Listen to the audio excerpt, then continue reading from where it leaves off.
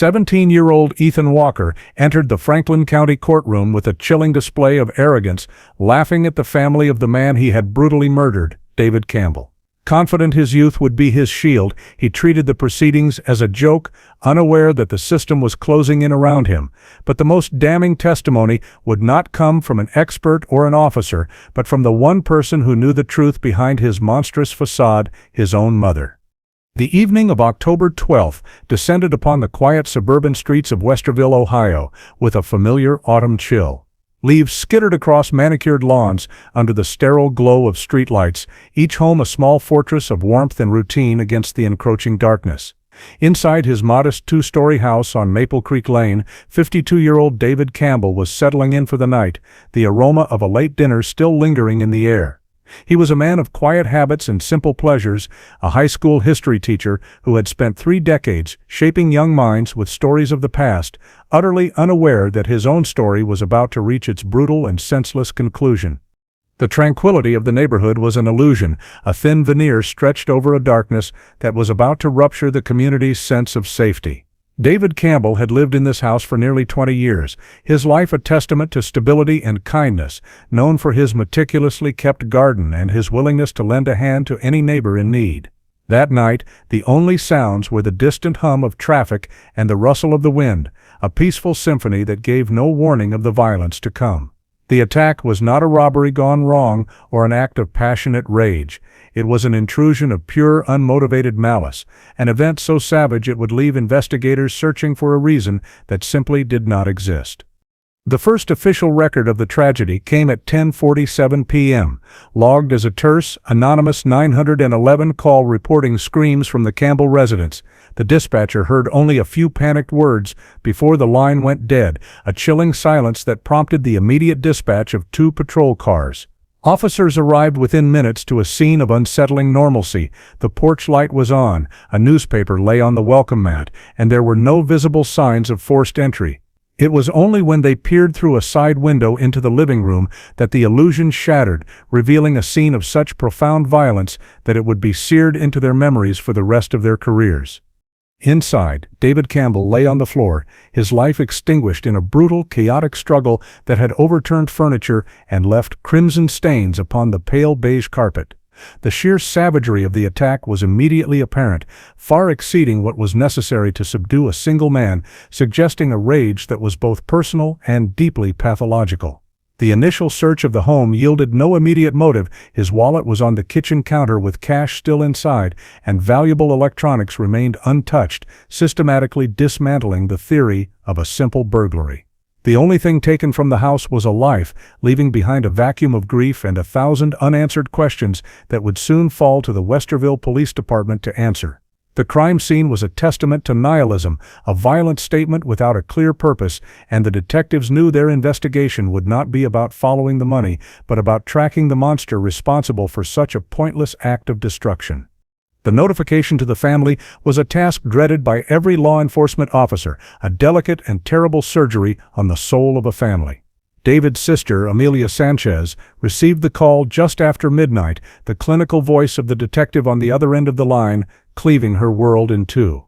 Disbelief was the first wave of defense, a desperate hope that this was some horrific mistake, a confusion of names or addresses that would soon be corrected.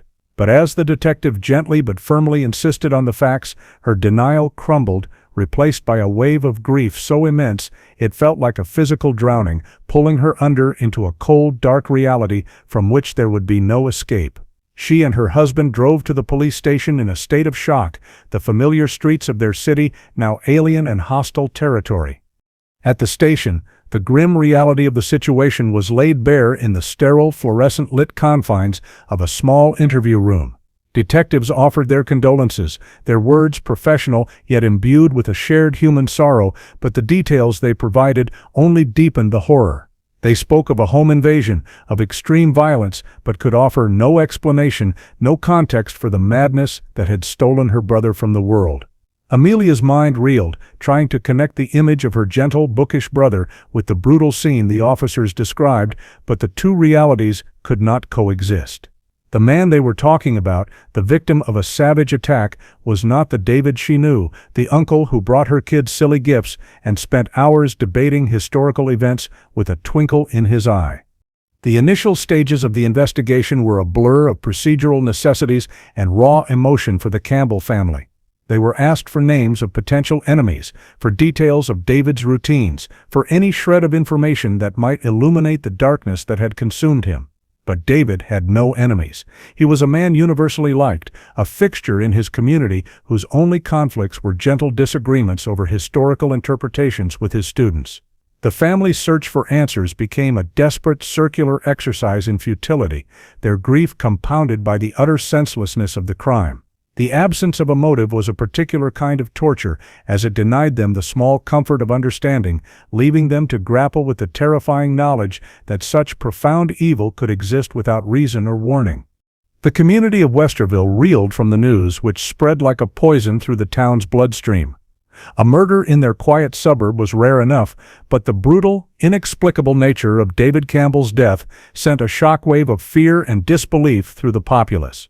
He was not just a name in a news report. He was Mr. Campbell, the teacher who made history come alive, the neighbor who always waved, the familiar face at the local grocery store. His death was a personal violation to the thousands of lives he had touched, a stark reminder that the carefully constructed walls of suburban safety were fragile and easily breached.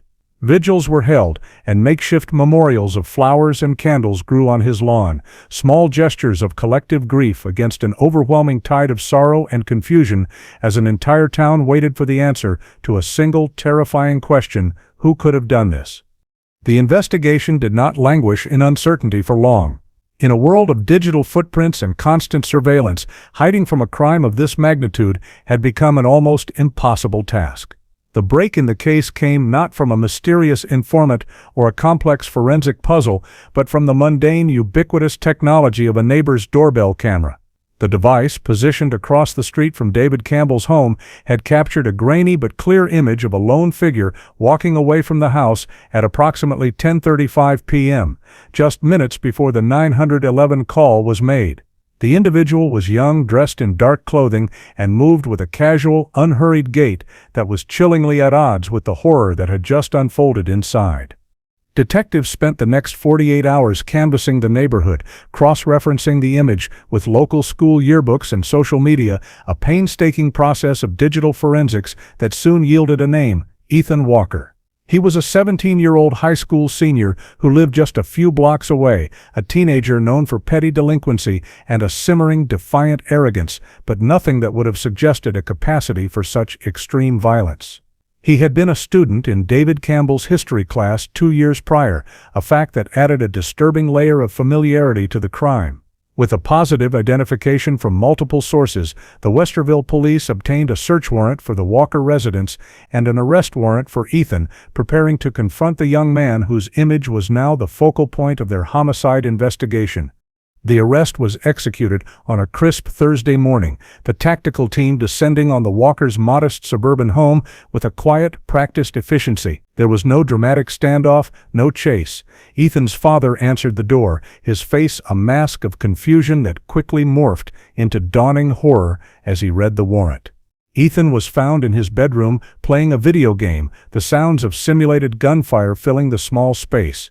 He looked up at the officers who flooded his room with a look not of fear or surprise, but of bored annoyance, as if their intrusion was merely an inconvenient interruption. The armor of his adolescent detachment was impenetrable, and he offered no resistance as he was handcuffed, his eyes empty of any discernible emotion. During the search of his room, detectives found the evidence that would forge an unbreakable link between Ethan Walker and the murder of David Campbell. Tucked away in a laundry hamper were a pair of sneakers, their soles stained with a faint reddish brown that lab technicians would later confirm was a perfect match for the victim's blood type. A black hoodie, matching the one seen in the doorbell camera footage, was found stuffed under his mattress. The most damning discovery, however, was a decorative knife missing from a collection on his dresser, a fantasy-style blade whose unique serrated edge was consistent with some of the wounds found on the victim's body. The physical evidence was overwhelming, a silent, irrefutable chorus of testimony against the blank-faced teenager who now sat in the back of a police cruiser, watching his life recede in the rearview mirror. The interrogation began later that morning in a small, windowless room at the police headquarters, a sterile environment designed to amplify psychological pressure. Ethan Walker sat slouched in his chair, his demeanor a study in adolescent apathy, his gaze fixed on a point on the wall just above the detective's head. His parents had invoked his right to an attorney, but before the lawyer arrived, Ethan, with a misplaced confidence in his own intelligence, waived his right to remain silent, eager to engage in what he clearly perceived as a game of wits. He seemed to believe he could outsmart the seasoned detectives, a fatal miscalculation born of a deeply ingrained narcissism and a profound underestimation of the system he was now facing. The initial questioning was a masterclass in psychological manipulation, with the lead detective, a veteran of hundreds of such interviews, adopting a calm, almost paternal tone. He did not accuse, he asked questions, circling the event without ever directly addressing it, allowing Ethan to build his own scaffold of lies. Ethan claimed he was home all night, that he knew nothing about the incident, his answers delivered with a rehearsed smoothness that betrayed their falsehood. He leaned back in his chair, affecting an air of casual indifference, but a slight, persistent tapping of his foot betrayed a flicker of nervous energy beneath the placid surface. The detectives let him talk, giving him enough rope, knowing that his arrogance would eventually become his undoing. The turning point came when the detectives laid a single photograph on the table between them, a still frame from the neighbor's doorbell camera, clear and undeniable. It was a simple, powerful move, the first crack in Ethan's carefully constructed facade of invincibility. His casual posture tightened, his eyes darting from the picture to the faces of the detectives, the faint smirk he had been wearing finally dissolving. For the first time, a flicker of genuine emotion, not remorse, but anger at being caught, flashed across his face. The game had changed, the balance of power had shifted, and the walls of the small room seemed to close in around him. With his alibi shattered, Ethan's demeanor underwent a chilling transformation. The pretense of innocence fell away, replaced by a cold, matter-of-fact confession delivered without a trace of guilt or regret. He described breaking into David Campbell's house through an unlocked back window, not to steal, but because he was bored. He recounted the confrontation with the homeowner, the ensuing struggle, and the act of violence itself, his voice a flat monotone, as if he were describing a scene from one of his video games. There was no emotional inflection, no hesitation, no hint that he was talking about ending a human life. It was this complete and utter absence of empathy, this chilling void where a conscience should have been, that was more shocking to the detectives than the brutal details of the crime itself. His confession was not a cry for help or a release of a terrible burden. It was a boast, the proud, unrepentant admission of a monster. With Ethan Walker's confession recorded and the physical evidence secured, the case was handed over to the Franklin County Prosecutor's Office. Leading the prosecution was Assistant District Attorney Olivia Rodriguez, a seasoned prosecutor known for her meticulous preparation and her commanding presence in the courtroom. She understood that a confession, no matter how damning, was only one piece of the puzzle, especially when dealing with a juvenile defendant whose statement could be challenged in court. Her primary objective was to build a case so overwhelmingly fortified with evidence that it would be impervious to any legal assaults from the defense, ensuring that Ethan Walker would be tried as an adult and held fully accountable for his actions. The first step for Rodriguez and her team was to methodically catalog and analyze every piece of physical evidence. The blood-stained sneakers were sent for DNA analysis, which came back with a 1 in a billion match to David Campbell, irrefutably placing Ethan at the scene. The unique serrations on the knife found in Ethan's room were compared to the wound patterns documented in the autopsy report, revealing a perfect correspondence that identified it as the murder weapon. Furthermore, fibers from David Campbell's sweater were found on Ethan's hoodie, a crucial piece of trace evidence that documented the close physical contact of the struggle. Rodriguez knew that juries responded to tangible scientific proof, and she was assembling a fortress of forensic certainty around the defendant. While the forensic team worked, investigators delved into Ethan Walker's background, searching for the psychological context that would explain his monstrous act. They interviewed teachers, classmates, and neighbors, and a disturbing portrait began to emerge. He was described as intelligent but deeply antisocial, a young man who exhibited a profound lack of empathy and a penchant for casual cruelty, from bullying weaker students to torturing small animals. He lived in a world of his own making, governed by a sense of entitlement and a belief that the rules of society did not apply to him. This psychological profile was crucial for the prosecution, as it would help them counter the inevitable defense narrative of a troubled child who made a terrible mistake. Meanwhile, the court appointed Michael Clark, a veteran public defender, to represent Ethan Walker. Clark was an experienced and capable attorney, accustomed to handling the most difficult and often thankless cases in the criminal justice system. He knew from the moment he reviewed the case file that the evidence against his client was staggering, a veritable mountain of proof that made a not guilty verdict an impossibility. His strategy, therefore, would not be to argue innocence, but to mitigate the consequences. Clark's only viable path was to humanize Ethan, to frame the murder as a tragic anomaly born from a combination of adolescent immaturity and a troubled, unstable home life, hoping to avoid a transfer to adult court and secure a sentence in a juvenile facility rather than a state prison. Michael Clark's initial meetings with his client were a frustrating exercise in futility. Ethan showed no fear, no remorse, and no understanding of the gravity of his situation. He treated the legal proceedings as an elaborate game, viewing his attorney not as a lifeline, but as a pawn to be manipulated.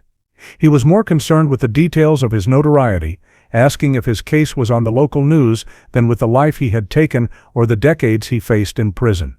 Clark found himself in the difficult position of trying to save a client who was actively sabotaging his own defense, his chilling arrogance a greater obstacle than any piece of evidence the prosecution could present.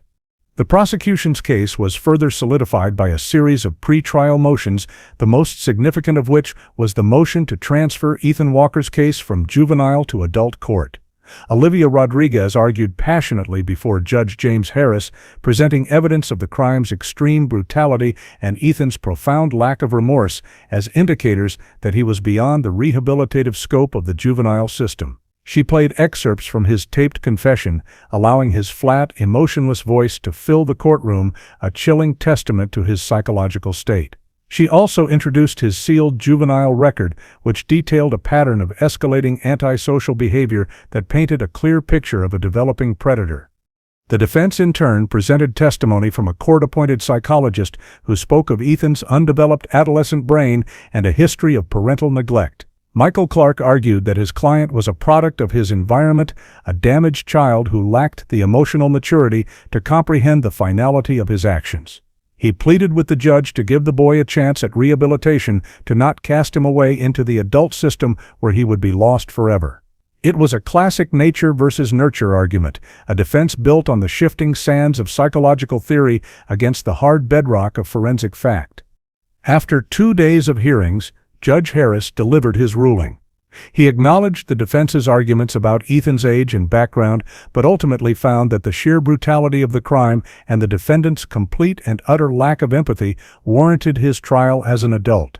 He cited the criminal sophistication of the act and the clear danger Ethan posed to the public, concluding that the juvenile system was inadequate to address the severity of the offense. The decision was a major victory for the prosecution and a devastating blow to the defense, ensuring that when Ethan Walker faced a jury, he would be judged not as a child, but as a man facing the full weight of the law. Through it all, Ethan sat at the defense table, a slight, almost imperceptible smirk on his face, as if he still believed it was all just a part of the game. With the trial now set in the Franklin County Court of Common Pleas, the focus of the defense shifted from legal strategy to psychological stagecraft. Michael Clark knew that the only currency he had left to spend with a jury was pity, and the only way to earn it was to coax some semblance of remorse from his client. The legal battle was all but lost. The war for perception, however, was just beginning. His task was to transform Ethan Walker, the unrepentant killer, into Ethan Walker, the tragic, misguided youth, a performance that would require his client's active and willing participation. The coaching sessions took place in the sterile, soundproofed meeting rooms of the county jail. Clark meticulously instructed Ethan on the subtleties of courtroom demeanor, how to sit, how to dress, how to project an aura of solemnity and regret.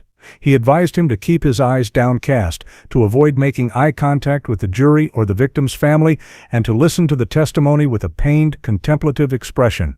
He even rehearsed nonverbal cues, like a slow, sorrowful shake of the head during the presentation of particularly gruesome evidence. It was a cynical, desperate form of theater, an attempt to construct a mask of remorse to hide the empty void beneath. Ethan, however, proved to be a difficult and unwilling student. He viewed his lawyer's instructions with open contempt, mocking the idea of feigning sadness as a sign of weakness.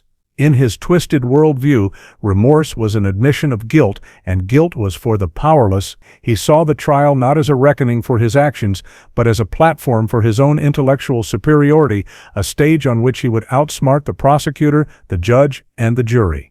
This profound disconnect from reality created a growing chasm between Ethan and his own legal counsel, as Clark's attempts to save him were consistently undermined by the very person he was trying to protect. The pre-trial hearings became a public showcase for Ethan's burgeoning arrogance. During a motion to suppress his confession, a standard, if futile, legal maneuver by the defense. Ethan sat at the table doodling on a legal pad, occasionally looking up to smirk at the prosecutors or roll his eyes at the testimony of the detectives. His behavior was not the subtle defiance of a nervous teenager, but the brazen, open contempt of someone who believed he was untouchable. The local media, present for the hearing, began to report on his chilling demeanor, and the narrative of the smirking teen killer began to take root in the public consciousness long before the jury was even selected.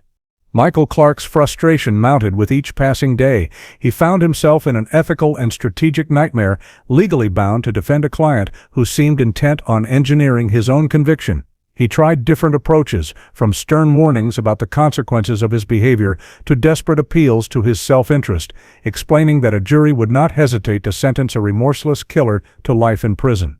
But his words were like water on stone. Ethan's narcissism was a fortress, deflecting any attempt to breach his delusion of invincibility.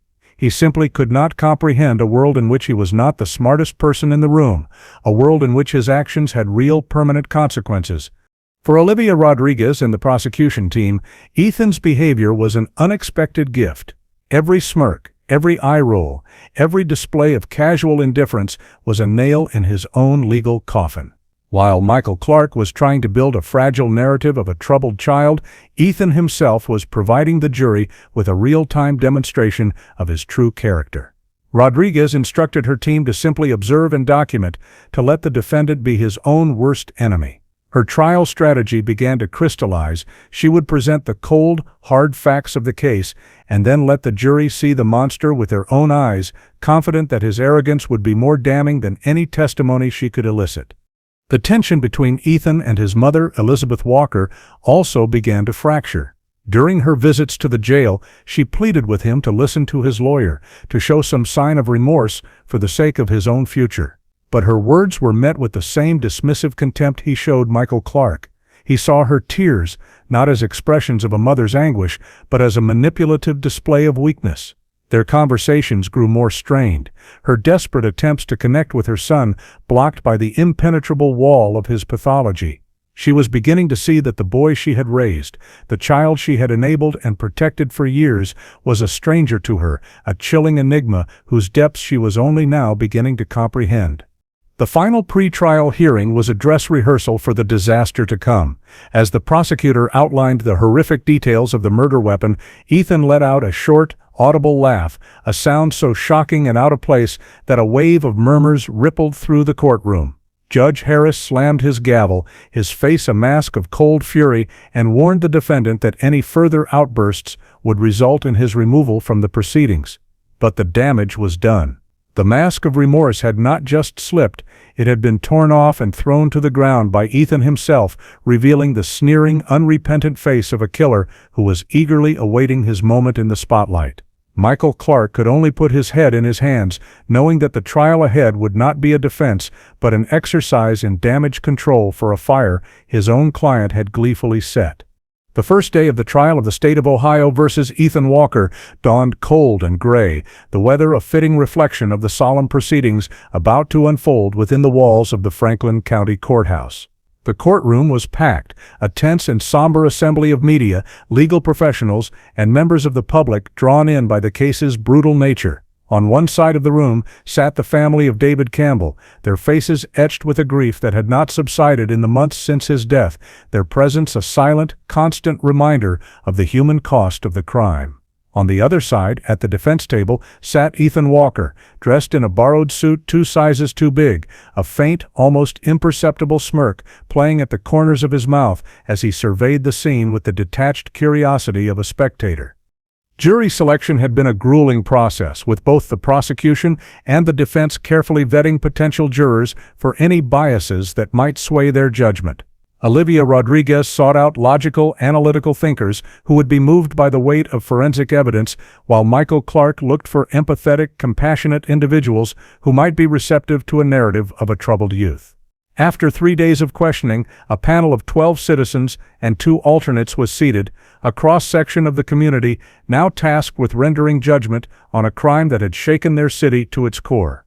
They took their seats in the jury box, their faces impassive, their eyes fixed on the young man whose fate now rested in their hands. The trial began, as all trials do, with the opening statements, a crucial first act in the legal drama where both sides lay out the roadmap of their case. Olivia Rodriguez approached the lectern with a quiet, confident authority. Her voice was clear and steady as she began to speak, not to the judge or the defense, but directly to the jury. She painted a vivid and heartbreaking portrait of David Campbell, not just as a victim, but as a beloved teacher, a devoted brother, and a kind neighbor, a man whose life of quiet contribution had been brutally extinguished for no reason at all. She described him as a pillar of the community, a man who built his life around knowledge and kindness, making the senselessness of his death all the more profound. Rodriguez then transitioned to the crime itself, her tone shifting from sorrowful to surgical. She methodically laid out the evidence the jury would see, the DNA, the murder weapon, the security camera footage, and most importantly, the defendant's own chilling, emotionless confession. She used powerful, evocative language, describing the crime not as a mistake, but as an act of profound moral vacancy. She ended her statement by pointing directly at the defendant, her voice ringing with conviction. "Over the next few days," she declared, "you will see the evidence, you will hear the testimony, and you will look into the eyes of the young man who committed this terrible act.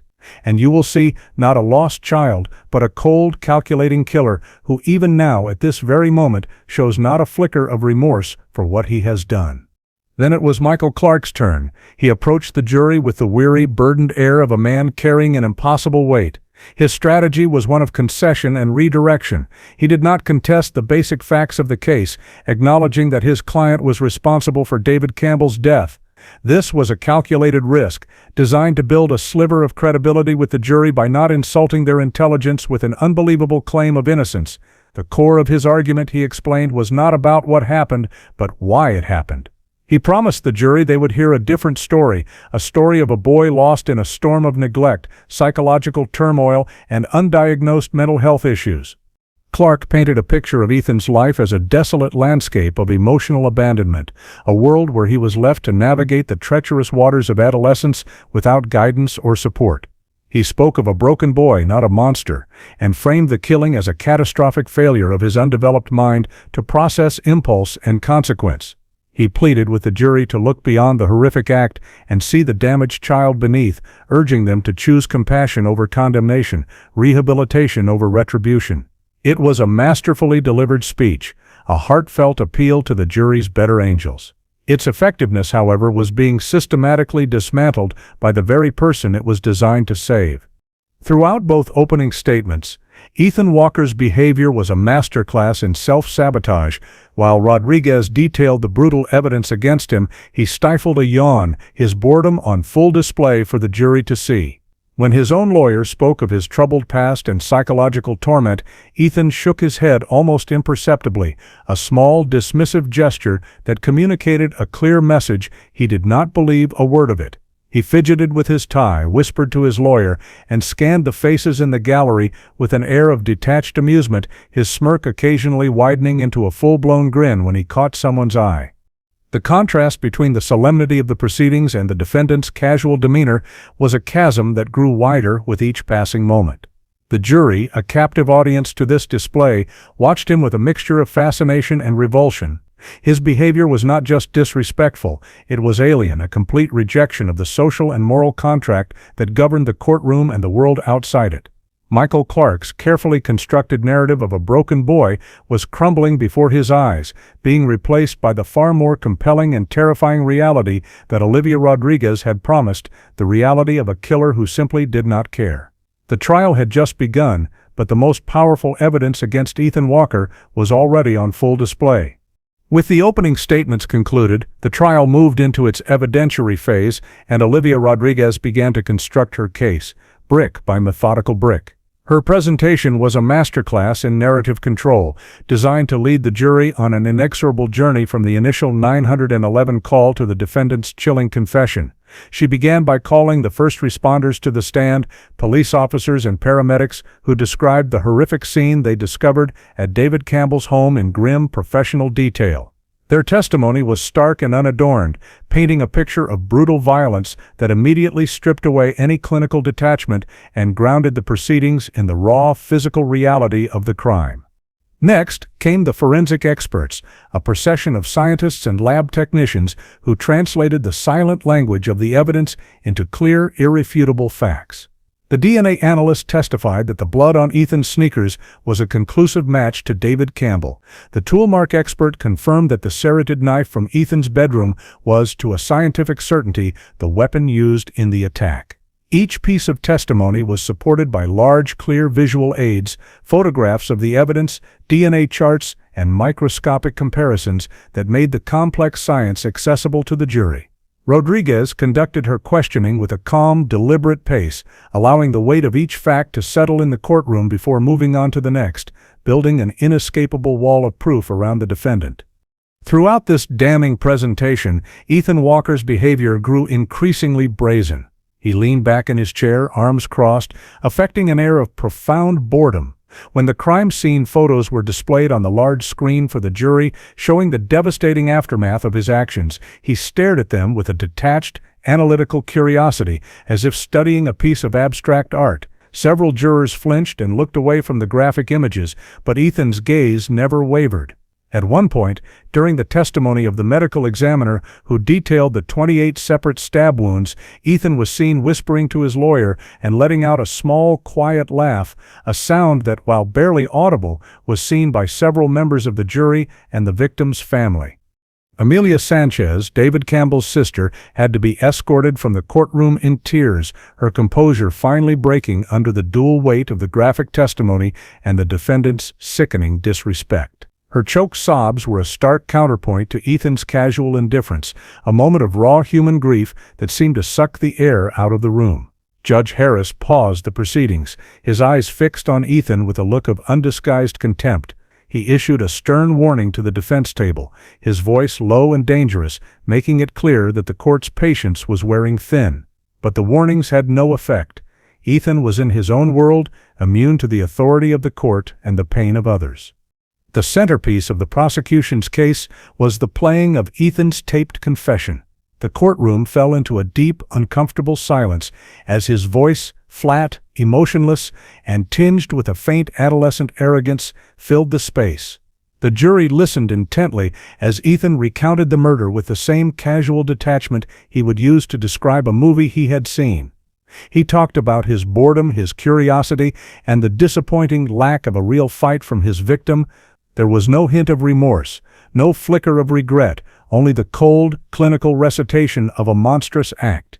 It was, as Rodriguez had intended, the clearest possible window into his soul, and it revealed nothing but a chilling, empty void. As his own voice echoed through the courtroom, admitting to the horrific crime, Ethan watched the jury's reaction. He seemed to be studying their faces, not for signs of sympathy or condemnation, but as if they were subjects in an experiment. The smirk returned to his face, a clear, unambiguous expression of pride and defiance. He was not ashamed of what he had done. He was proud of it. He had created this moment. He was the center of this drama, and in his mind, that made him powerful. The confession, meant to be the prosecution's ultimate weapon, had also become Ethan's ultimate performance, a public declaration of his own perceived superiority. When the tape ended, a heavy silence hung in the air. Olivia Rodriguez stood at her table, allowing the impact of the confession to linger, her expression somber. She had presented her case with devastating efficiency, laying out a chain of evidence so strong and a psychological portrait so clear that it seemed to leave no room for doubt. The physical evidence proved that Ethan Walker had committed the act. His own words, and more importantly, his behavior in the courtroom, proved that he had done so without a conscience. Michael Clark sat at the defense table, the weight of his client's self-destruction pressing down on him. He had known the prosecution's case was strong, but he had underestimated the power of Ethan's own personality to amplify its impact. Every attempt he had planned to build sympathy for his client had been preemptively destroyed by the defendant himself. As the prosecution rested its case, Clark knew he was not just facing a mountain of evidence, but a tidal wave of revulsion that his client had single-handedly created. He was now tasked with defending the indefensible, with finding the humanity in a young man who had shown none. The burden now shifted to Michael Clark, who rose to present his defense with the weary resignation of a soldier ordered on a suicide mission. His strategy was a delicate and desperate balancing act. He could not deny the facts, so he had to reframe them, attempting to transform the prosecution's narrative of a cold-blooded monster into a tragic story of a neglected and mentally ill child. His entire case hinged on the jury's ability to find a sliver of compassion for a defendant who had, up to this point, shown himself to be utterly undeserving of it. His first and only goal was to inject the concept of why into a case that seemed terrifyingly devoid of reason. Clark's first witness was a forensic psychologist, Dr. Evelyn Reed, a respected expert in adolescent brain development and antisocial personality disorders. Reed testified that Ethan exhibited many of the classic traits of a teenager with severe conduct disorder and narcissistic tendencies, compounded by what she described as a profoundly deficient empathetic capacity. She explained to the jury, using simplified charts and diagrams, how the prefrontal cortex, the part of the brain responsible for impulse control and understanding consequences, is not fully developed in teenagers. She argued that while Ethan understood the difference between right and wrong on an intellectual level, he lacked the neurological hardware to process the emotional weight and finality of his actions. During his direct examination, Clark guided Dr. Reed through Ethan's bleak family history, which was characterized by emotional neglect from a distant, often absent father and inconsistent, enabling behavior from his mother. Reed testified that this environment likely exacerbated Ethan's underlying psychological issues, creating a perfect storm for a catastrophic breakdown of moral reasoning. The narrative she presented was one of a damaged product of a broken system, a boy whose internal wiring was faulty and whose external support structure was non-existent. It was a compelling, if theoretical, argument, an attempt to replace the image of a monster with the more palatable image of a victim of circumstance and biology. However, the effectiveness of Dr. Reed's testimony was severely blunted during cross-examination by Olivia Rodriguez. With surgical precision, Rodriguez dismantled the defense's narrative, forcing Dr. Reed to concede that millions of teenagers have undeveloped brains and come from difficult homes without resorting to brutal murder. She asked, "Dr. Reed, are you saying that a difficult childhood is an excuse for stabbing a man 28 times?" The question, sharp and direct, hung in the air, highlighting the vast gap between psychological theory and the brutal reality of the crime. Rodriguez forced the psychologist to admit that, ultimately, Ethan had made a choice, a series of choices, that led him to David Campbell's door.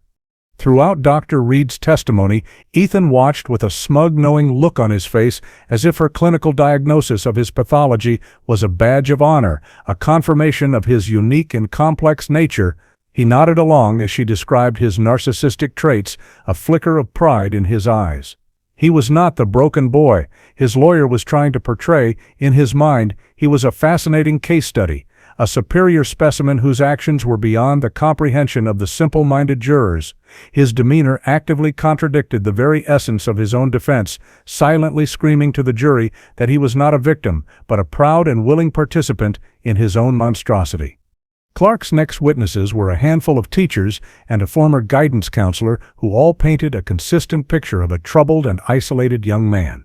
They spoke of his academic intelligence, but also of his social alienation, his subtle cruelty to other students, and his complete refusal to accept responsibility for his actions. While Clark had hoped their testimony would elicit sympathy, it had the opposite effect. Their stories, meant to illustrate a cry for help, instead sounded like a series of red flags that had been ignored, creating a portrait of a predator in development. Each anecdote of his past behavior served only to reinforce the image of the cold, arrogant young man the jury saw before them every day.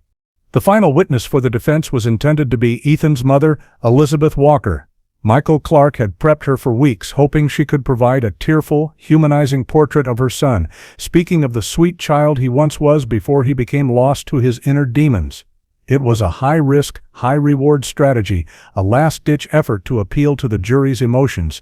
However, in a private conference just before she was due to take the stand, Elizabeth broke down, confessing to Clark that she could not, in good conscience, deliver the narrative he had crafted.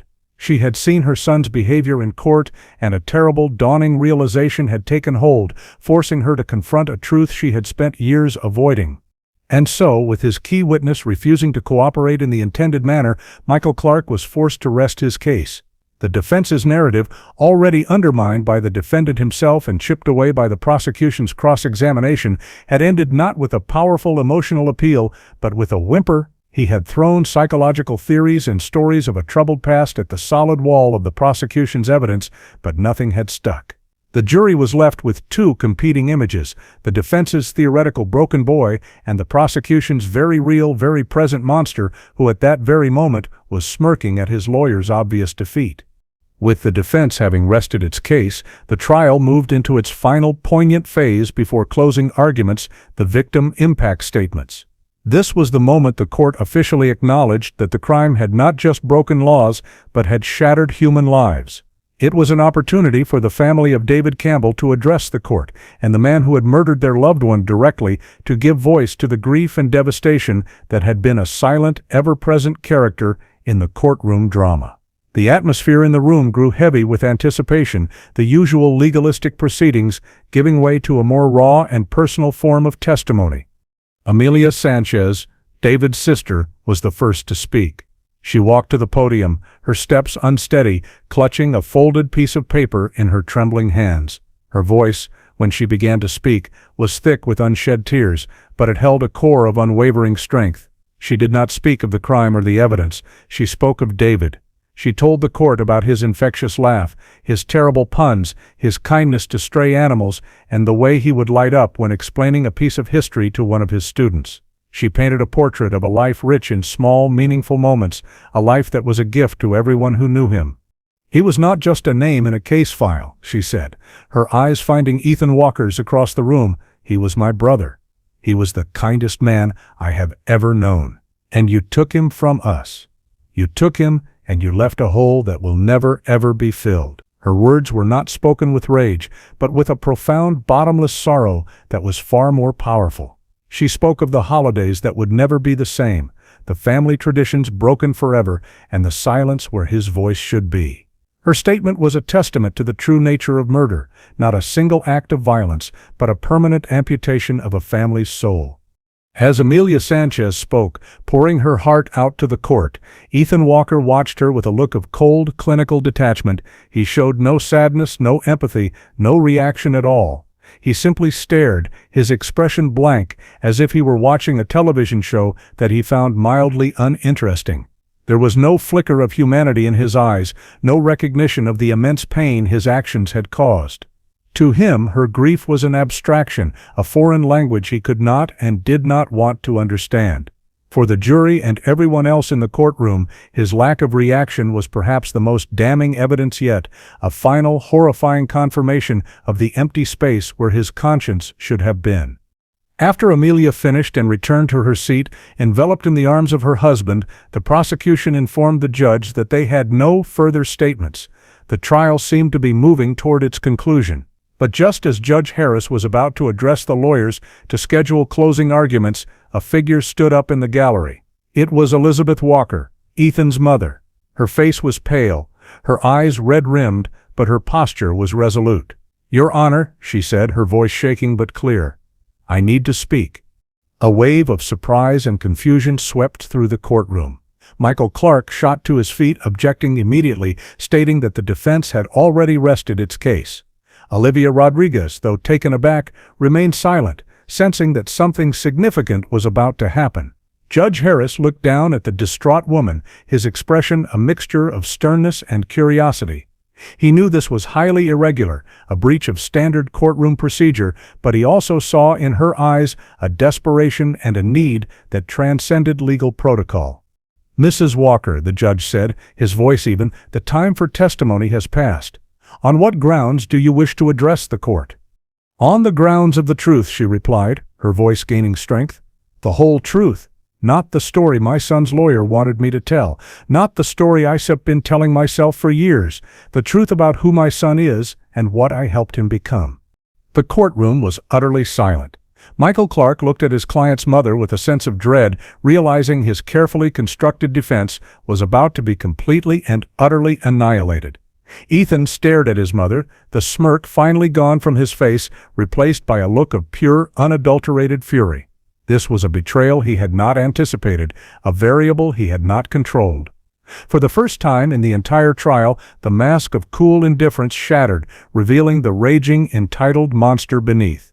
Judge Harris considered the request for a long moment, the fate of the trial hanging in the balance, before nodding slowly. "The court will allow it," he said, his voice echoing in the silent room. "Mrs. Walker, you may approach the witness stand." Elizabeth Walker walked to the witness stand as if in a trance, her movements slow and deliberate. She did not look at her son, whose eyes were now burning with a hateful glare, nor at the jury, who watched her with rapt attention. She took the oath, her hand trembling slightly as she placed it on the Bible, her voice barely a whisper as she swore to tell the truth, the whole truth, and nothing but the truth. This was not a legal proceeding anymore, it was a confession, a final desperate act of a mother who had reached the absolute end of her rope, ready to set fire to the lies she had spent a lifetime building to protect her child. Olivia Rodriguez, recognizing the gravity of the moment, approached the stand with a gentle, questioning demeanor, her usual prosecutorial sharpness softened.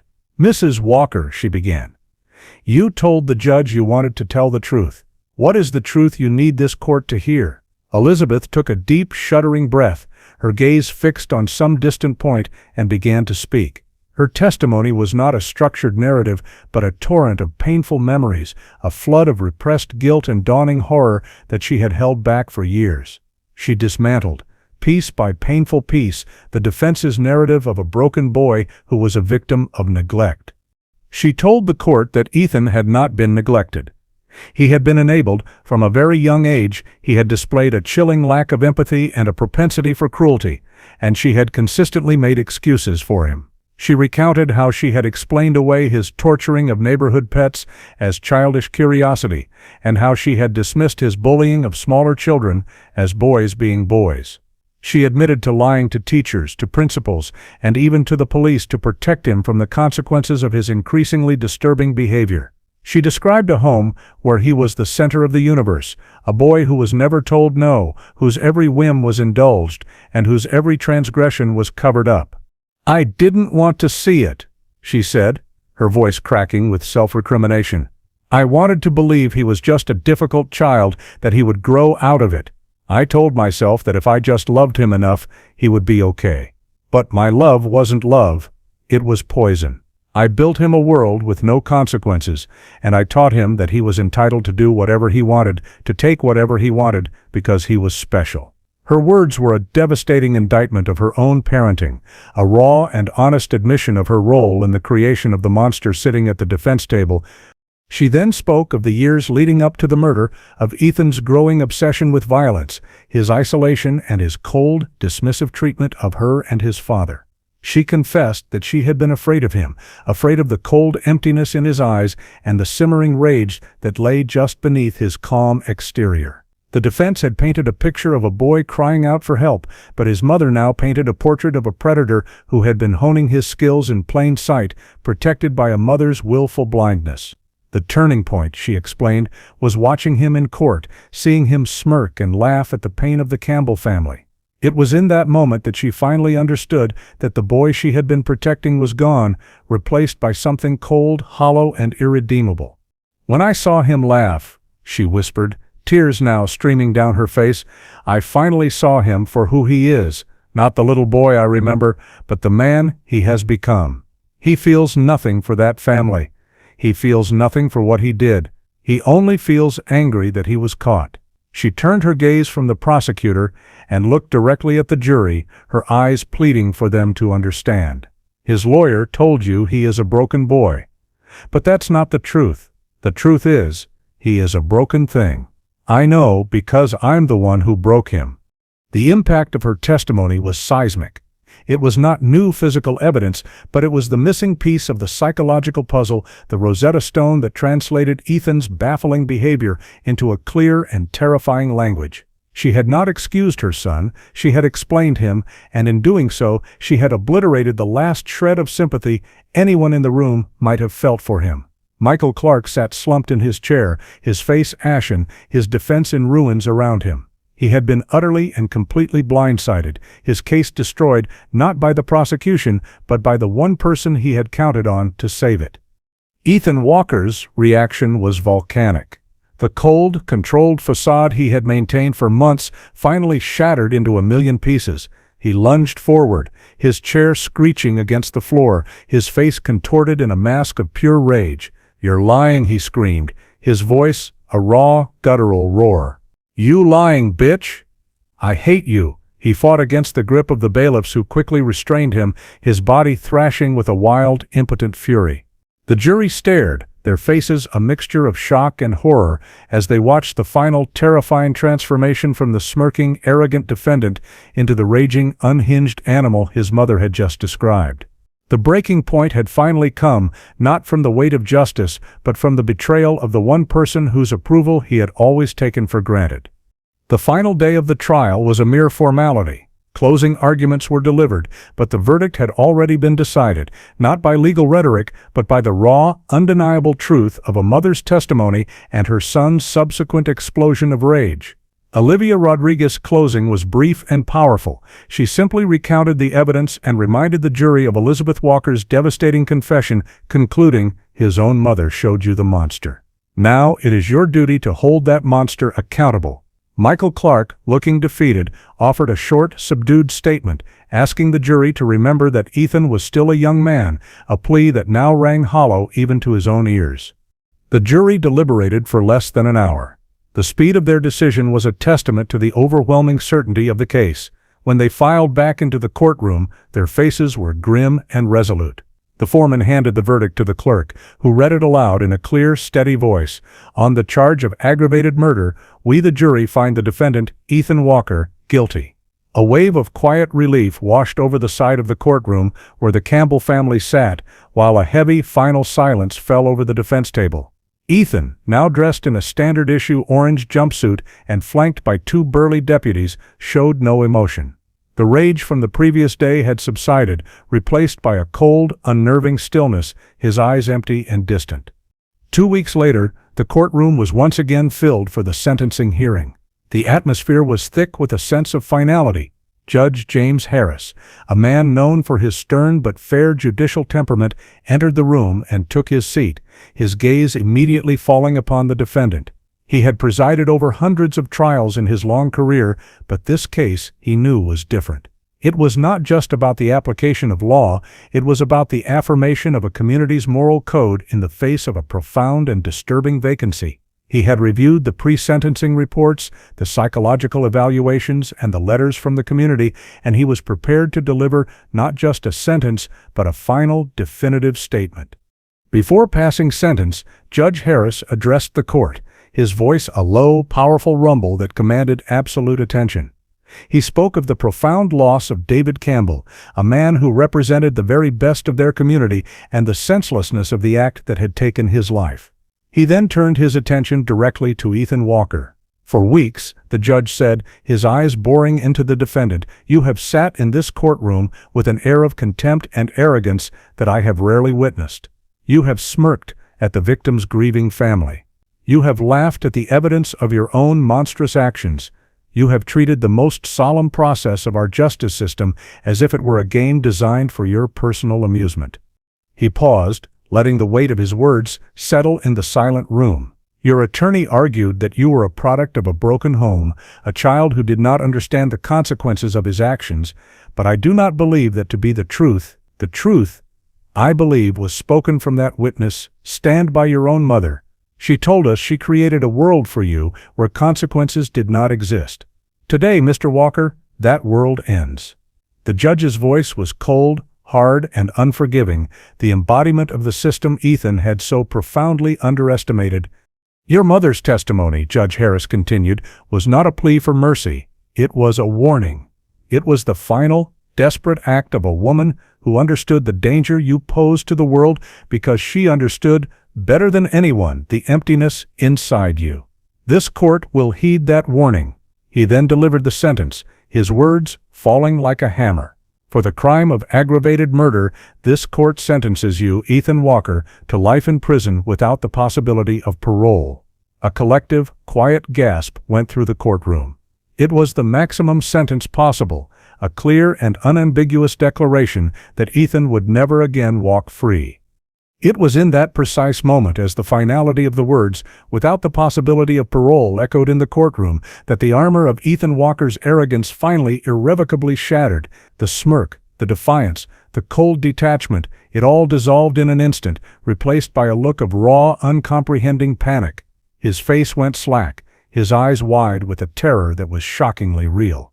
It was the look of a narcissist whose delusion of invincibility had just collided with an immovable object, the dawning horror of a person who had never faced a true consequence in his entire life, suddenly being confronted with the ultimate one. The game was over, and he had lost. As the bailiffs moved in to lead him away, Ethan's composure crumbled completely. A choked, strangled sob escaped his lips, the first genuine sound of emotion he had displayed in the entire process. It was not a sob of remorse for David Campbell, it was a sob of pure selfish terror for himself. He began to struggle weakly against the deputies, his eyes darting around the courtroom as if searching for an escape that did not exist.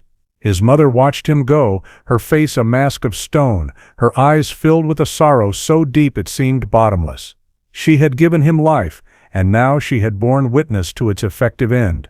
As the heavy doors of the courtroom closed behind him, sealing his fate, the laughter that had once echoed in the halls of justice was replaced by the sound of a monster finally, and fully understanding the meaning of defeat.